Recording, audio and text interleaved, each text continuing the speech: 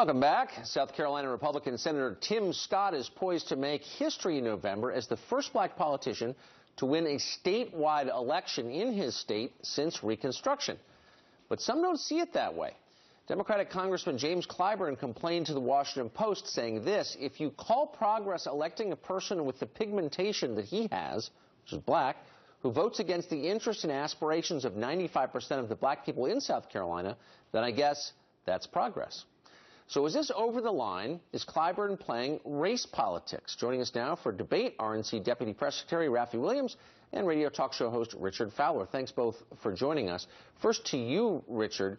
It seems to me that Senator Scott can have any political opinions he wants. Just because he's black doesn't mean he has to believe one set of things, does it? No, I agree with you. I think because he doesn't have to have one political view or another political view. I think what Representative Clyburn was trying to say is that what we've seen from Tim Scott and his voting record is a voting record that votes against not only African Americans and Hispanics and LGBTQ folks, but a voting record that votes against the 24% of South Carolinian children who are in poverty. And I think that's the problem here. His voting record doesn't speak to the issues of his state, and that's the problem. But Raffi, that's not, I mean, that may or we could debate whether that's true or not, but that's not exactly what Clyburn said, at least as I read it. He was saying he's black, he's got to vote a certain way, no?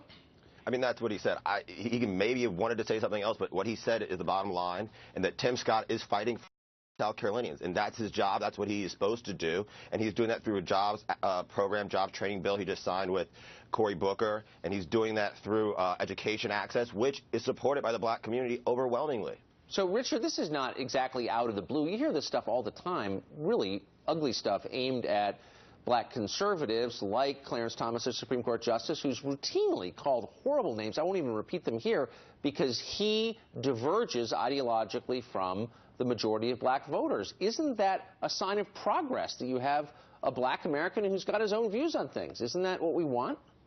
Well, I don't think that's what we're arguing against. I have no problem with Clarence Thomas having his own views. I have no problem with Tim Scott having their own views. I think the argument that Clyburn is trying to make and folks in the civil rights movement are trying to make is that when you have a member of Congress that votes against protecting people's voting rights, or you have a member of Congress that will cut WIC programs or cut programs that benefit the African American, Latino, LGBTQ community, you have a serious problem on your hands. And I think that's the argument that representatives are trying to make when they call out Clarence Thomas or they call out Tim Scott for their horrible decisions they've made on the Supreme Court or the horrible voting record that they have in the United States Senate when it comes to the issues that are affecting the inner cities. But this is all subjective, isn't it, Raffi? I mean, there's no consensus on whether WIC programs are good for anybody. They might be a disaster. I mean, right? Can't we debate this stuff or no?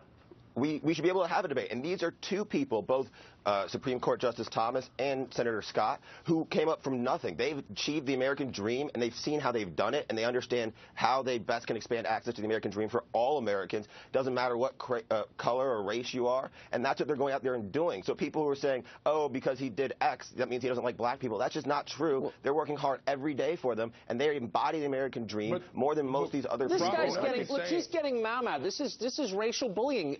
Clyburn wouldn't have said this if he was white, and you know that, Richard Fowler. Come on now.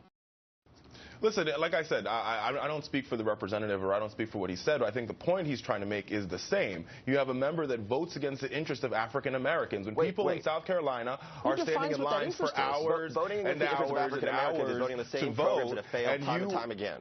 But that's not true. That's not true. That's true. Programs that allow expanding voting for people does not fail. The Voting Rights Act is not what I would call a failure, but Tim Scott has voted against it and he's tried to obstruct it multiple times. No, wait. So why are you obstructing school choice then and not allowing access to kids to get the best education possible so they can succeed? Well, why are you preventing that? Why in the tanks of the teachers' unions instead of fighting for kids? Wait a minute now. Wait a minute. We're mixing apples and oranges. But let's talk about school privacy if we would like. Crisp response. Look, when we're talking about access to school, to public schools, what we need to do is we need to invest in our teachers and treat our teachers as professionals, and that's what we're not seeing from Tim Scott. Gentlemen, thanks for the debate. I appreciate it. We could go on much longer.